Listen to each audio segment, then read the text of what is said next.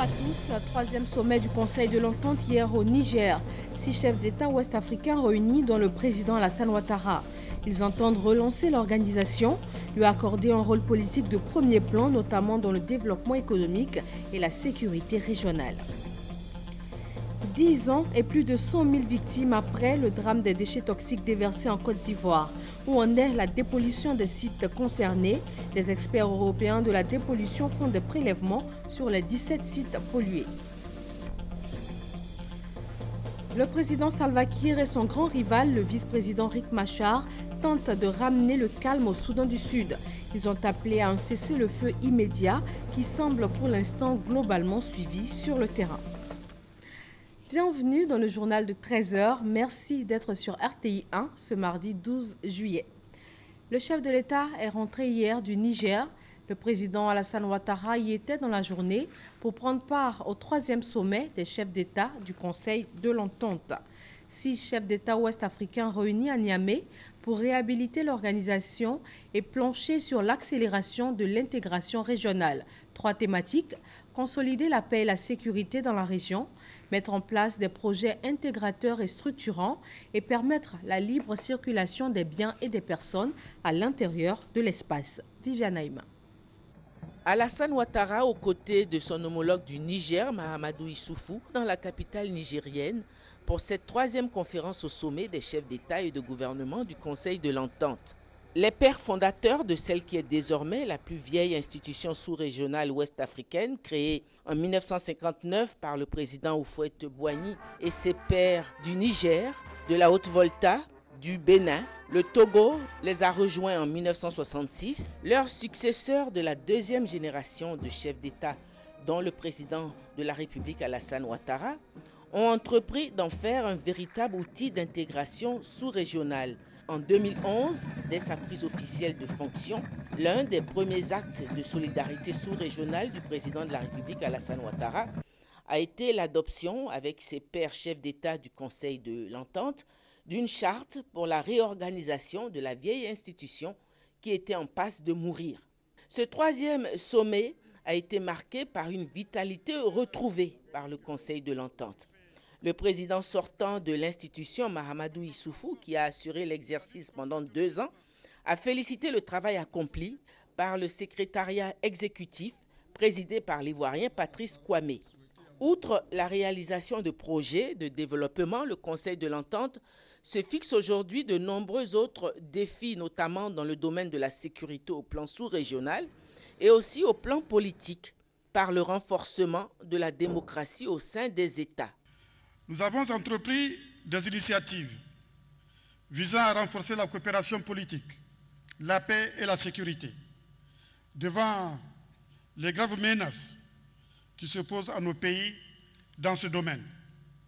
À cet égard, et conformément aux instructions que nous avons données à nos ministres, une proposition de décision instituant une réunion annuelle des ministres en charge de la sécurité et des frontières nous est soumise.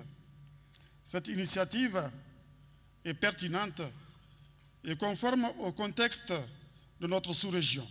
Nous n'avons d'autre choix que la mutualisation de nos forces et de nos moyens de défense et de renseignement. La stabilité de notre sous-région passe par la stabilité de tous les pays voisins. Au volet de la mobilisation des ressources pour le financement des projets de développement, un mémorandum d'entente a été signé entre le Conseil de l'Entente et les ACP. Cheville ouvrière également de ce renouveau du Conseil de l'Entente, le président de la République Alassane Ouattara. Ça fait 3 ans, nous n'avions pas tenu de sommet, en 2014 et en 2015, en raison de l'évolution dans la zone. Là, nous sommes heureux de nous retrouver. C'est le 3e sommet depuis la redynamisation du Conseil de l'Entente. Et je peux dire que notre organisme est sur les rails. Et nous sommes très heureux du travail qui est fait par le secrétariat exécutif. Et nous particulièrement, puisque le secrétaire exécutif est notre concitoyen Patrice Kwame.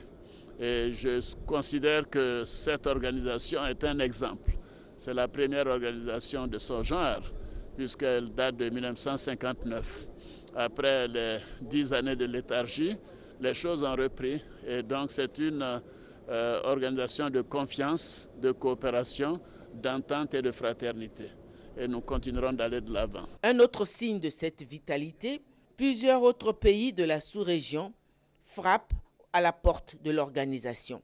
La Guinée, le Sénégal, le Mali. À ce titre, le chef de l'État malien, Boubacar Keïta, assistait à ce sommet en tant qu'observateur. Cette troisième conférence des chefs d'État et de gouvernement du Conseil de l'Entente a vu l'élection du Togolais Faure Gnassingbé pour 2 ans à la présidence du Conseil. La rencontre a été sanctionnée par un communiqué final. Un extrait avec Viviane Aïma. La conférence des chefs d'État et de gouvernement a pris acte de la fin du mandat du secrétaire exécutif M. Patrice Kwame et de celui du secrétaire exécutif adjoint M. Issouf Issa, conformément à l'article 18 de la Charte du Conseil de l'Entente. La conférence des chefs d'État et de gouvernement a rendu hommage aux 2 responsables pour leur sens aigu du devoir et pour leur abnégation. À cet égard, la conférence a pris les mesures suivantes. 1. Reconduit au poste de secrétaire exécutif du Conseil de l'Entente M. Patrice Kwame. Nomme M.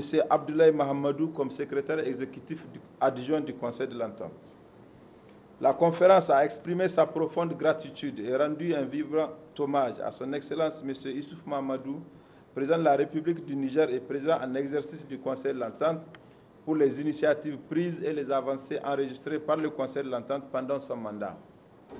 La conférence a adressé ses sincères remerciements à son Excellence M. Alassane Ouattara, président de la République de Côte d'Ivoire, pour son soutien exceptionnel et déterminé au Conseil de l'Entente. Enfin, la conférence a désigné unanimement son Excellence M. Faure Essozima Gnassingbé, président de la République togolaise en qualité de président en exercice du Conseil de l'Entente pour une période de 2 ans. Ici, en Côte d'Ivoire, le Conseil national du dialogue social CNDS a repris ses activités. Ce cadre de consultation, d'arbitrage permanent entre le gouvernement, les employeurs et les travailleurs a fait sa rentrée solennelle. C'était en présence du Premier ministre Daniel Kablan-Duncan. Le reportage de Gabriel Zani. Sans dialogue social, pas de respect du droit du travailleur, pas de paix sociale non plus pour tout gouvernement. Pour rétablir ce dialogue, cet échange entre patronat et travailleurs, le Conseil national du dialogue social a été créé en 2015, en remplacement du Conseil national du travail. Sa rentrée solennelle a eu lieu ce lundi en présence du chef et de 2 membres du gouvernement, le lieu pour le président du CNDS d'affirmer son engagement. La création du Conseil national du dialogue social en remplacement du Conseil national du travail est une avancée institutionnelle forte, en ce sens qu'elle renforce ainsi la volonté de voir le dialogue social comme le moyen d'encourager la formulation d'un consensus entre les principaux acteurs du monde du travail. Consensus, bonne gouvernance, stimulation de l'économie, de nouveaux objectifs au-delà des obligations traditionnelles du CNDS qui sont parmi tant d'autres la résolution des conflits en milieu du travail. En cela, le dialogue social est un régulateur des rapports sociaux. La rentrée solennelle du CNDS marque le démarrage effectif des activités sociales.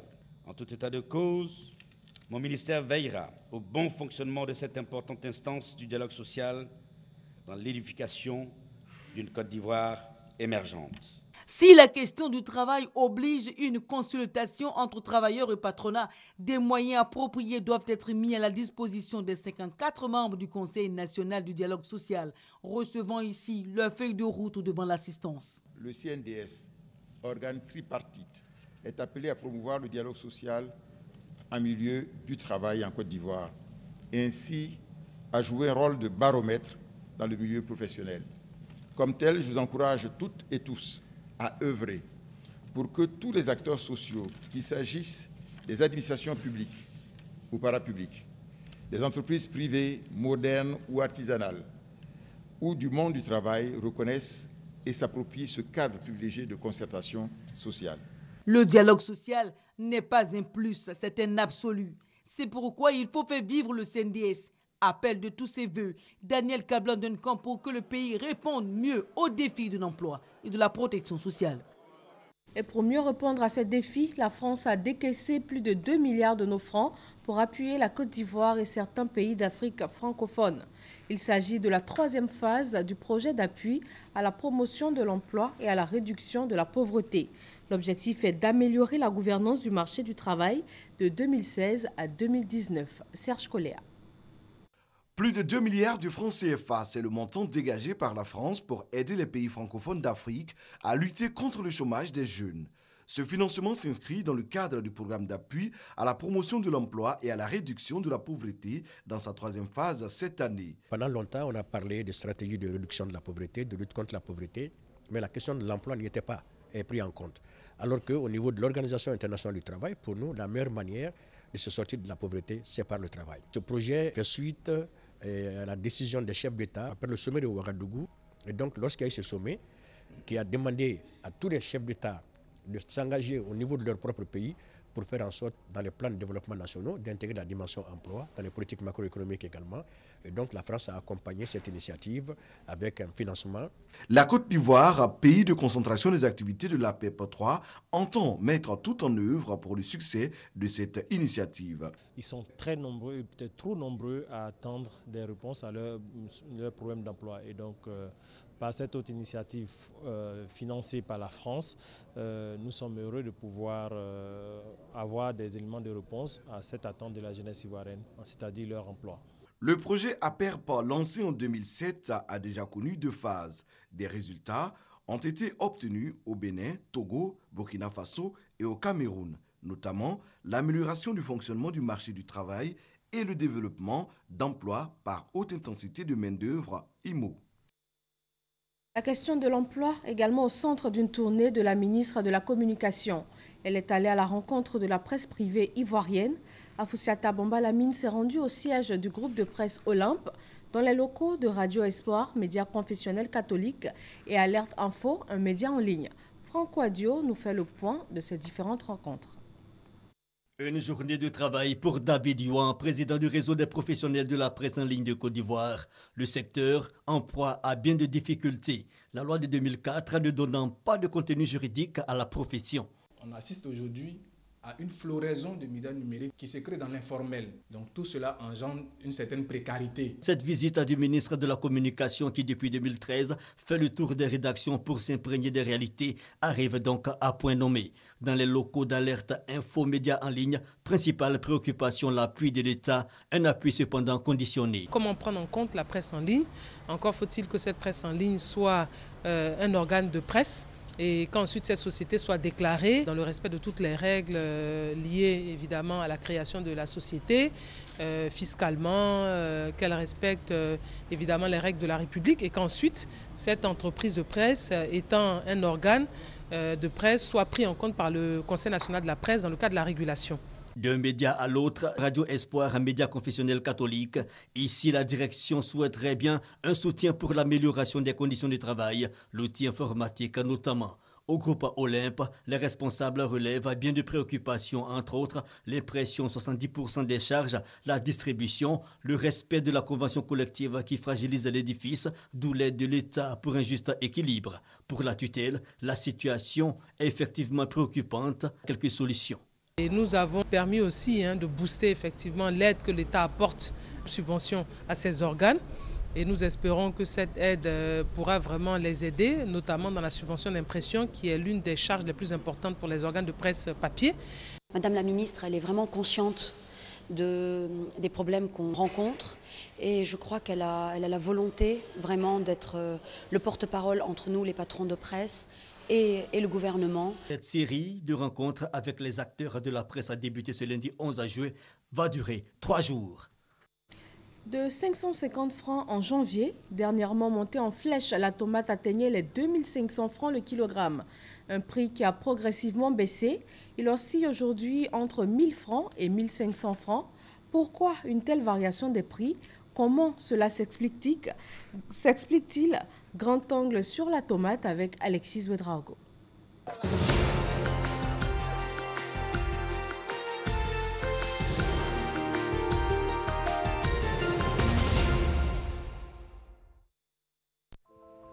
Angré, quartier populaire de la commune de Cocody à Abidjan.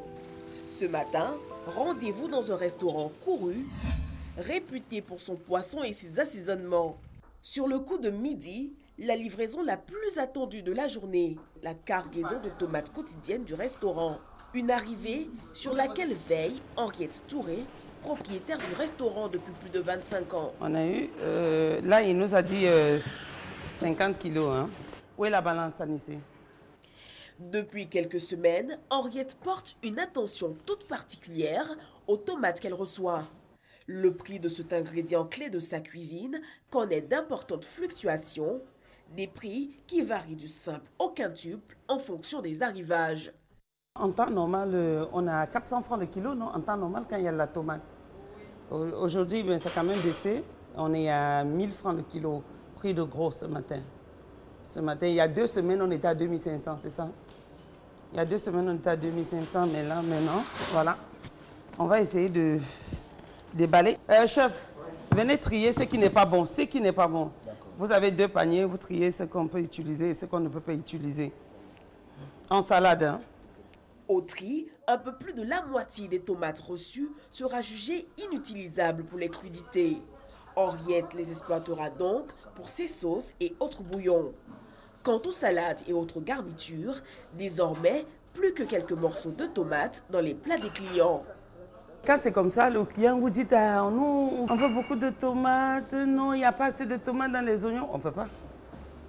Si vous êtes parti de 400 francs le kilo et aujourd'hui vous vous retrouvez à 1000 francs, il y a 2500 il y a 2 semaines, vous ne pouvez pas. La quantité de tomates qu'on utilisait pour un poisson était de 3 tomates. Maintenant, on met une tomate et même parfois, on met une tomate et demie pour 2 poissons. Et le client, il dit, ah, il n'y a pas assez de tomates, il n'y a que les oignons, on ne peut pas faire autrement, on est obligé de servir comme ça. Nous, on ne va pas perdre. C'est vrai que le client, il se plaint, mais on dit, ah, il n'y a pas de tomates, toi, tu sais. Et lui aussi, il sait qu'il n'y a pas de tomates parce qu'à la maison, il ne mange plus de tomates.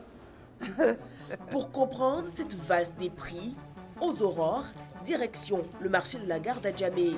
C'est l'un des principaux centres d'approvisionnement des grossistes, des revendeurs ou des revendeuses d'Abidjan comme Elisa dans ce commerce depuis 10 ans. Sa cible ce matin, ce carton de tomates de premier choix. Il m'a dit 700, qu'il ne diminue pas, mais je vais prendre ça quand même pour partir. 700 francs le kilo le 30 juin, alors qu'une semaine plus tôt, le 23 juin, il était de 42% plus cher et de 257% encore plus onéreux le 8 juin. Pourtant, en janvier dernier, le kilo de la tomate n'était qu'à 547 francs CFA. Pour nous expliquer cette variation brutale des prix, un homme incontournable sur le marché de la tomate. L'un des 6 super grossistes qui règnent à Abidjan, achetant des cargaisons entières et fixant librement les prix selon leurs critères. Chacun fixe le prix en fonction de sa tomate, en fonction de sa qualité. Et puis en changeant des choix. Tu peux avoir premier choix, moi je n'ai que des deuxièmes choix. Donc si tu me dis ma tomate est 1000 francs, qui est du premier choix, moi je laisse les deuxièmes choix, je te dis quoi? C'est 800 bien 900, c'est 900. Au lever du jour, nous retrouvons Elisa dans les allées du marché Gouro d'Adjamé. Avec ses tomates achetées un peu plus tôt le matin, elle est heureuse que les prix aient un peu baissé. Mais dès que les prix augmentent, ses marges diminuent, ses ventes aussi, comme il y a encore quelques semaines. Au moment où les prix étaient très hauts, on prenait la tomate souvent à 1800, 1700, on en a à 2000 francs le kilo. Mais les femmes se plaignaient, elles trouvaient que c'était trop cher. Et nous-mêmes, ça nous fatiguait. Les paysans disent que cette année-là, il n'a pas plu. Il n'a pas plu. Donc c'est ce qui a fait que la tomate n'a pas réussi. Une sécheresse du début d'année 2016 qui a détruit jusqu'à 3320 hectares, notamment dans la région du Béquet, un des principaux foyers de production de tomates. Nous partons à une quarantaine de kilomètres de Yamoussoukro, au village de Ngata-Dolikro. Ici, grâce à une retenue d'eau, la sécheresse a moins frappé les champs de tomates. Mais malgré la présence de cette eau à proximité, Siméon, président des jeunes planteurs de la région, a subi d'importantes pertes. Sans eau, les sols sont plus durs et moins productifs. La terre n'est pas riche. Donc il nous faut des produits pour pouvoir bien faire la production. Si nous n'avons pas de produits, on ne peut pas le faire. C'est dur. La problématique du yo-yo du prix de la tomate sur le marché ivoirien pourrait donc se résumer en 3 points clés: la sécheresse, la dégradation des sols, mais aussi l'inorganisation de la filière. Voilà un grand angle sur la tomate signé Alexis Ouedraogo. Parlons de la présentation du schéma directeur d'urbanisme du Grand Abidjan et des projets d'urbanisme des chefs-lieux de région. Selon le ministre de la Construction, ce schéma vise à élaborer un plan de développement du Grand Abidjan à l'horizon 2030. La présentation a eu lieu à Grand-Lao, Hermaniamia. Abidjan d'ici à 2030, plus d'anarchie dans la vente des terrains. C'est aussi un réseau routier et ferroviaire contrôlé et l'occupation de l'espace urbain entièrement maîtrisé. C'est ce à quoi aspire le ministre de la Construction et de l'Urbanisme en présentant ce lundi le schéma directeur d'urbanisme du Grand Abidjan. Ce projet financé par l'agence japonaise de coopération internationale JICA à hauteur de 2,745 millions de francs CFA cadre bien avec la vision d'émergence dont rêve le pays. Des grandes voies de contournement pour les années 2020 jusqu'à 2030, des moyens de transport urbain et lagunaires et même au niveau, je dirais, des métros, des trains urbains sont prévus, du 4e ou du 5e pont qui sont projetés. Pour que ce projet soit un succès, le ministre de la Construction et de l'Urbanisme invite promoteurs immobiliers et citoyens lambda désireux d'acquérir un terrain à se rapprocher des aménageurs urbains agréés. Nous ne voulons plus de vendre des terrains urbains par des amateurs, par des personnes qui agissent et qui n'ont pas de sièges, qui ne sont pas reconnus par l'État. Nous n'allons pas éviter les conflits tant que ceux qui vendent les terrains peuvent les vendre à plus d'une personne. Le schéma directeur d'urbanisme du Grand Abidjan bénéficie de l'adhésion de tous les opérateurs qui voient en ce projet la fin du désordre lié à la vente des terrains urbains. C'est une vision que nous apprécions. L'État nous donne l'occasion aujourd'hui de donner des terrains viabilisés, sécurisés par un acte notarié. Ça évite les bidonvilles, ça évite l'anarchie. Pendant 3 jours que va durer la présentation du schéma directeur d'urbanisme du Grand Abidjan, les aménageurs privés agréés exposeront leurs projets d'aménagement.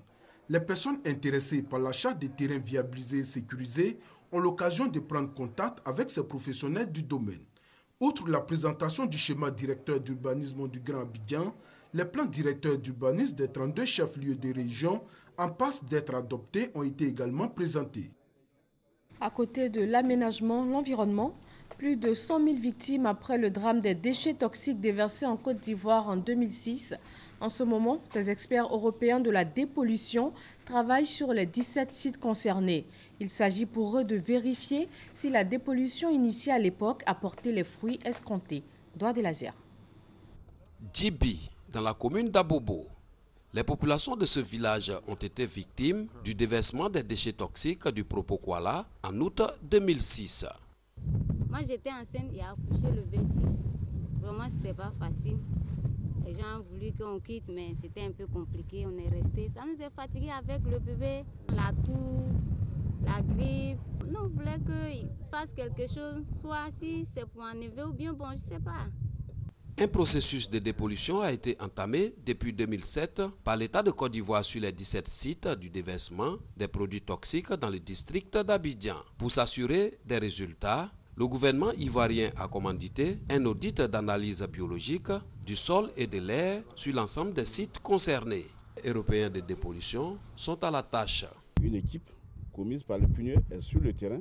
On se rapproche aussi des populations qui habitent dans les environs pour voir la qualité de l'eau qu'elles consomment, la qualité du sol. S'il y a des cultures qui sont faites dans les parages, on prélève ces cultures pour voir si elles ne sont toujours pas polluées par les déchets toxiques. À partir de ces résultats, nous verrons si effectivement les activités de dépollution qui ont été faites il y a quelque temps ont été un succès et nous pourrons donc rassurer la population.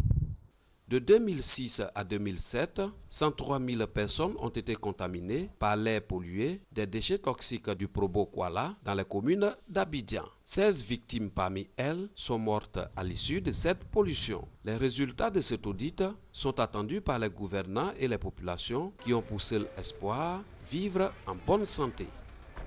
Ils étaient plus de 330 000 candidats inscrits. Les résultats du BEPC session 2016 sont connus depuis ce matin. Un taux de réussite de 59,11% contre 58,62% en 2015. Toujours dans l'éducation, la mutuelle des acteurs du système a tenu sa première assemblée générale ordinaire. Le bilan des activités, les soins de santé et les indemnités de retraite ont fait l'ordre du jour. À Tiasalé, dans l'Agnébi Tiassa, les femmes se regroupent en association. Elles veulent fédérer leurs efforts et leurs moyens pour entreprendre et aussi avoir plus de revenus. Honorina Nigori. À travers cette autonomisation des femmes rurales dans le département de Tiasalé, il s'agit de favoriser leur insertion socio-économique par l'accès au microcrédit et au foncier. Pour Edith Doua, présidente de l'association des femmes battantes de cette localité, la femme rurale doit, par ses initiatives et son engagement quotidien, travailler pour son autonomie. Pour ce faire, elle doit avoir accès à la terre en vue de lutter contre l'insécurité alimentaire. Pour atteindre cet objectif, elle a sollicité l'appui du préfet et du conseil régional. Le représentant du conseil régional, Martial Eba, a salué l'initiative des femmes de Ndoussi à se prendre en charge. Il a ajouté que la structure qu'il représente s'engage à soutenir leur association.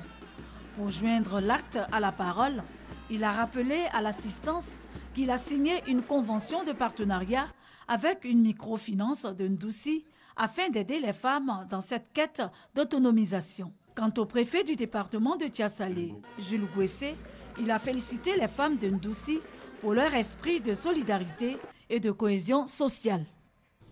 Le programme présidentiel d'urgence offre un accès à l'eau potable à plus de 25 000 personnes. Un château d'eau d'environ 400 millions de nos francs a été inauguré à Didievi, zone centre de la Côte d'Ivoire. Kader Sogodogo. On n'en pouvait plus. Et aujourd'hui, vraiment, nous avons la joie au cœur. Cette joie des femmes de la sous-préfecture de Boli fait suite à cette ouverture des vannes du château d'eau de leur localité. Une promesse du président de la République, Alassane Ouattara, qui est tenue. Ce genre de projet qui touche au quotidien des populations est vraiment la mission essentielle que le chef de l'État nous a confiée et qu'on réalise. Donc on a commencé ici avec Boligar. Ce château d'eau de 150 mètres cubes va profiter à Boligar, qui regroupe 11 villages, mais également à 2 autres villages voisins. Il a coûté environ 400 millions de francs CFA dans le cadre du programme présidentiel d'urgence PPU. Plus de 25 000 personnes sont ainsi soulagées. En premier lieu, les femmes dont la recherche de l'eau représentait une véritable corvée. Désormais, un tour de poignet sur le robinet suffit pour disposer de l'eau en quantité et en qualité. Les femmes, les mamans, les jeunes filles sont libérées des corvées d'eau et agissent désormais en toute autonomie pour assurer le bien-être familial. D'autres actions de développement sont à venir. Il a fait électrifier une trentaine de villages. Aujourd'hui, c'est le château d'eau ici. Il y a d'autres projets de construction de châteaux d'eau dans le département de Didievi. Mais le clou de tout, c'est le bitumage de la route Thiébissou-Didievi. Boli était réputé pour sa gare de train. Malheureusement, le train ne s'y arrête plus. Avec les travaux de bitumage de l'axe Thiébissou-Didievi en cours, l'électrification de nombreux villages, la pose de la première pierre d'un foyer polyvalent et aujourd'hui l'inauguration de son château d'eau, Boli peut espérer à des lendemains meilleurs. À cette cérémonie, un hommage vibrant a été rendu à Feu Nanan Kouadio Paul, chef de tribu, qui aura contribué à la réalisation du château d'eau de Boligar. Le président Salva Kiir et son grand rival, le vice-président Riek Machar, tentent de ramener le calme au Soudan du Sud. Ils ont appelé à un cessez-le-feu immédiat qui semble globalement suivi pour l'instant. Des mesures fortes et très rapides pour mettre fin au combat après l'exhortation du secrétaire général de l'ONU.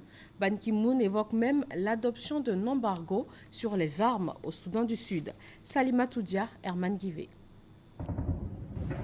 Les combats gagnent en intensité au Soudan du Sud. Face au brasier d'affrontements qui consume le pays, le président Salva Kiir et son vice-président Riek Machar tentent de mettre fin à la belligérance issue de leur rivalité. Un appel au cessez-le-feu aux troupes a été lancé ce lundi par les deux parties. Tous les commandants de ces forces ont été ordonnés de cesser les hostilités et de respecter cet ordre.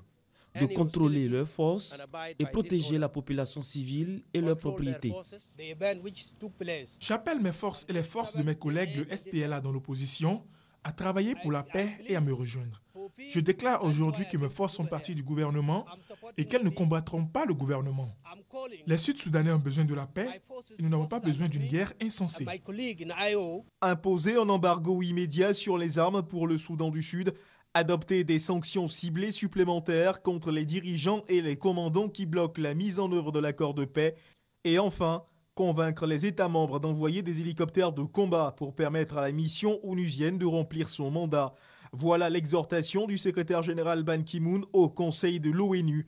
Ces affrontements fragilisent l'accord de paix et de partage de pouvoir signé en août dernier entre Salva Kiir et Riek Machar.